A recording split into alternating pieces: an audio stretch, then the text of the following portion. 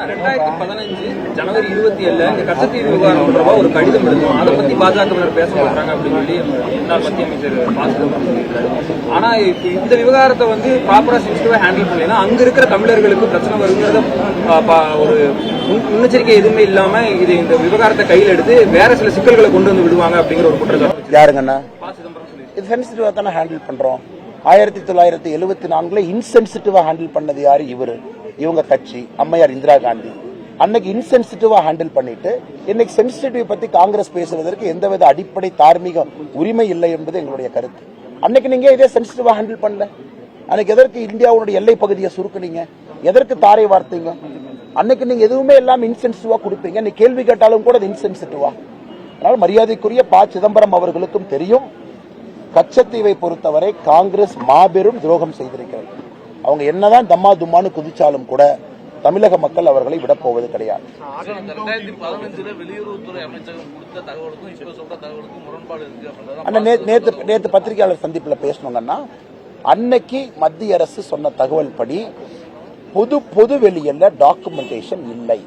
உதாரணத்துக்கு India China வார பத்தி நீங்க கேட்டீங்கன்னா இன்ஃபர்மேஷன் வேற மாதிரி இருக்கும். ஆனா இந்தியா சைனா வாரனுடைய கமிஷன் ரிப்போர்ட் எல்லாம் கிளாசிஃபைட். ஒரு நாள் மேபி மோடிஜியினுடைய 3வது டேர்மோ ஒரு நாள் அதை டீக்ளாசிஃபை பண்ணுவாங்க. அன்னைக்கு நமக்கு தெரியும் ப்ரூக்ஸ் ஹெண்டர்சன் ரிப்போர்ட், அந்த ரிப்போர்ட்டுடைய பேர் இட்ஸ் a கிளாசிஃபைட் ரிப்போர்ட். அந்த ரிப்போர்ட் வெளியே வந்தா பல உண்மைகள் வரும். அதான் இன்னைக்கு கச்சத்தீவனுடைய ரிப்போர்ட் வெளியே வந்திருக்கு. அதனால கிளாசிஃபைடாக ஒரு ரிப்போர்ட் இருக்கிற வரைக்கும் அரசாங்க அதிகாரிக்கு அக்சஸ் இல்லையா? ஒரு ஆர்டிஐ ரிப்ளை யாருன்னே கொடுப்பாங்க? அங்க இருக்கக்கூடிய செக்ஷன் ஆபீசர், அங்க இருக்கக்கூடிய அதிகாரி, அவங்க இருக்கக்கூடிய அவைலபிள் இன்ஃபர்மேஷன் வச்சு ஆர்டிஐ ரிப்ளை கொடுப்பாங்க. அவைலபிள் இன்ஃபர்மேஷன் இல்லையல்ல. ஒரு கிளாசிஃபைட் டாக்குமெண்ட் இப்பதானே பொது வெளிக்கு வந்திருக்கு. எனக்கு இந்தியா சைனா வார பத்தி நீங்க கேட்டாலும் அவங்க கொடுக்கக்கூடிய பதில் ஒன்று மாதிரி இருக்கும்.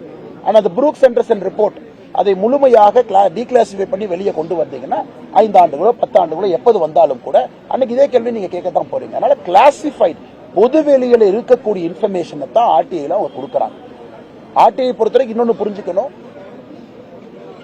ஏதோ சீக்கிரட்டான ஆர்டிஐ போட்டு நான் டாக்குமெண்ட் வாங்கிட்டேன், அது எந்த இன்ஃபர்மேஷனும் நேச்சுரல் கோர்ஸ் ஆஃப் ஆக்ஷன்ல அவைலபிளா இருக்கணும் அப்படிங்கறத ஆர்டிஐ சொல்லுது.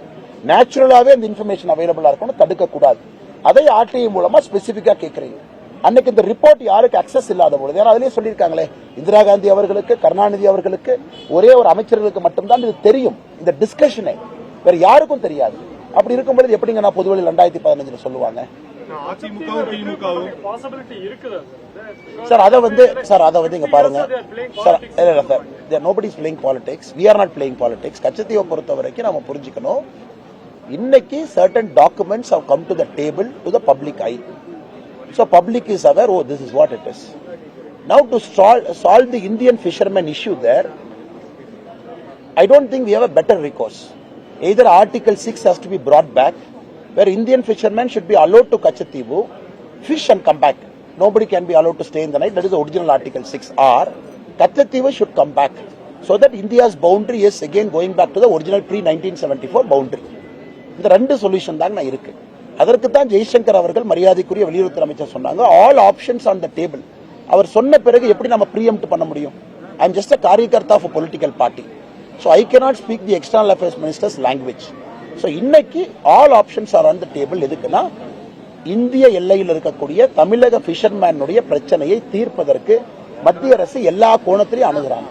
அதிமுகவும் திமுகவும் வந்து பரப்புரையில வந்து ஆட்டு பிரியாணி ரெடி ஆயிட்டு இருக்கு அப்படின்னு சொல்லி ஒரு விமர்சனத்தை வச்சிட்டு இருக்காங்க. இது நீங்க எப்படி பாக்குறீங்க? எவ்வளவு பயப்படுறாங்க பாருங்க. அது ஏதோ நம்ம இவர் டிஆர்பி ராஜா இருக்காரல்லங்கா போகும்போது ஆட்டுக்குட்டி தூக்கிட்டு போறாரம்மா டிஆர்பி ராஜா. எவ்வளவு பயம் அவங்களுக்கு.